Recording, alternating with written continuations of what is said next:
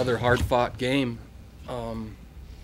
between ACC opponents. It felt a lot like the game last week. North Carolina was they were strong in the red area today. It seems like we had moved the ball and we'd get down there, and then penalties on our part, or they'd make a key stop, and we weren't able to get the points generated. But to their credit, they made stops, and the score right before half helped us with momentum.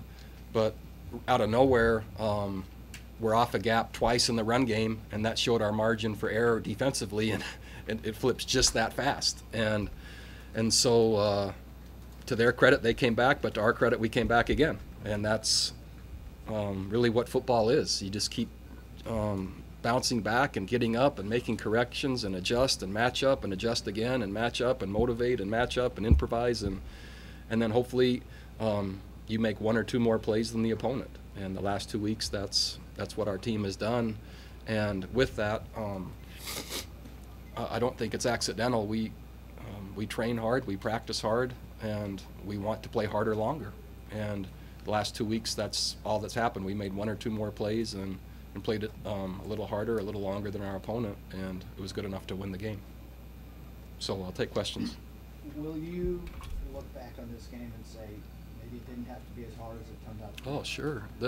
There isn't, and I'm not certain there's going to be an easy ACC game. I think where our program currently is, the progress that we're making, the reference points we're establishing, we're yet to be able to separate from or be clean enough or just take over a game against an ACC opponent that will maybe look clean and easy. I don't think that's where we are, and I'd be surprised if it was. So we have to continue to work on our execution, continue to work on our fundamentals, continue to work on our schemes, continue to work on our execution, because it's most likely going to look like the last 2 weeks is what I see. And doesn't mean I would like that, but if that is our brand at this stage of the program's development, then that's our brand. And we'll do everything we can to accelerate that, but it's not an accident. The last 2 weeks have played out because that's where we are.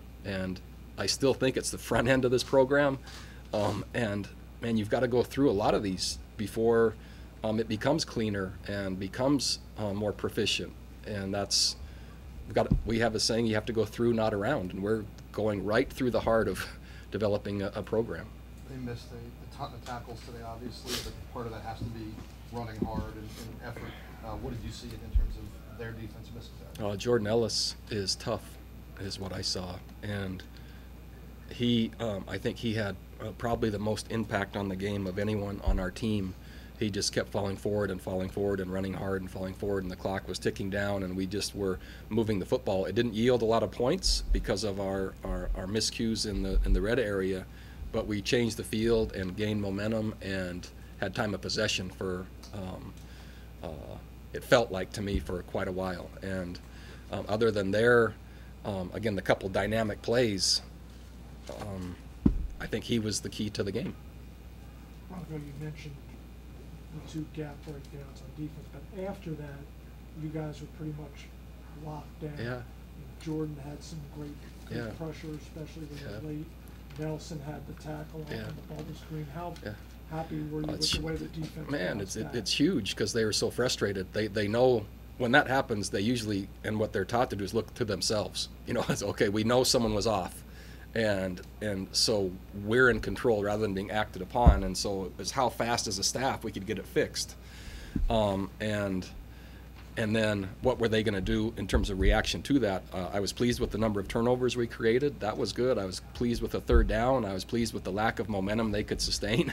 But again, what it shows is the concentration you have to maintain in the ACC, play in and play out. Man, it can turn quickly.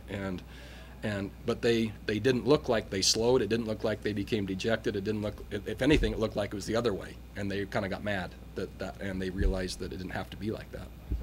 How gratifying is it to you to see these guys get some success, to see, you know, the standings start to show it, things like that? I love my team. I love developing people, and when kids try really hard, which is what I'm passionate about, and then start to link the results to their efforts, man, they start to blossom, and it's fun. And then my role becomes more advisor rather than the one leading the charge. I like to pass it off, and so when the team came in the locker room, Jordan Ellis came in with me, and I just put him in the middle, and I went in the outside, and they mobbed him, which is safer for me too. But that's where it belongs, and it's their team, it's their program. It'll be they're writing the chapter of UVA football for this year, and I love to see that. I love to them claim the pen. You know, I don't want to be the writer. I want them to write it. I know you would have preferred to get touchdowns, but you got the Yeah. 2 field goals from AJ. Huge, Are you huge. happy with how he's progressed and his confidence? Yeah, if I'm not mistaken, I don't think we missed yet in terms of a field goal. Anyone have that? First game, wasn't there? First game, 40? just one. Okay, so let's not count that one. Since then. Since then, we're pretty confident in what his range is, and it was going to be close there at the end where his range was, because we were getting ready to face a pretty tough decision.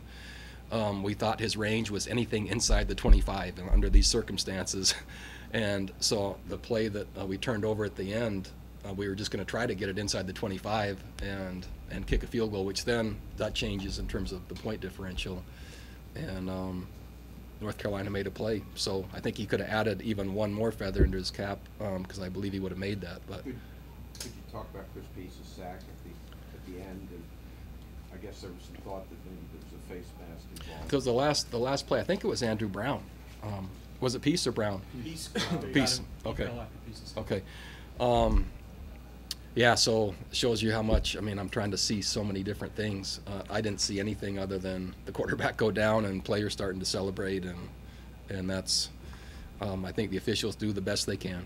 And we send in plays every week, and our opponents send in plays every week, and it doesn't change the outcome, but what it does continue to do is hold anyone accountable for being able to stay in the league at a high level. And so that's, I think overall, that's what I can say.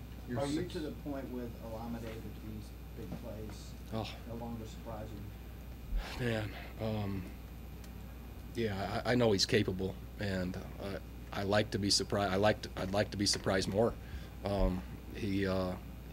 That play, there's so many game-changing plays when a game is tight, and there's, like, just a handful we're talking about. But to have a player that's capable to take it the whole way, just like they did against us, man, if you're off at all against Alameda, he's going to go for a long ways, and it's nice to have that caliber of player on our team. Did you expect to get Harris today, not Surratt?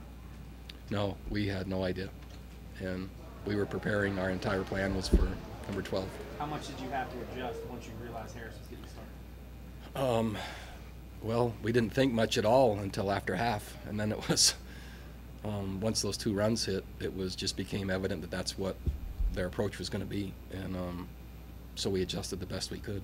You're 6 games in, obviously 5-1. You're happy with, in terms of where you are in this season, putting this team together, about where you wanted to be. Is there further ahead? Yeah, it's hard to say, and I would hesitate to say, because I'm already thinking about the way coaches think is the next game and things we can improve from this one, and I'm happy for our team. I want as much success as they earn, and I want to help them.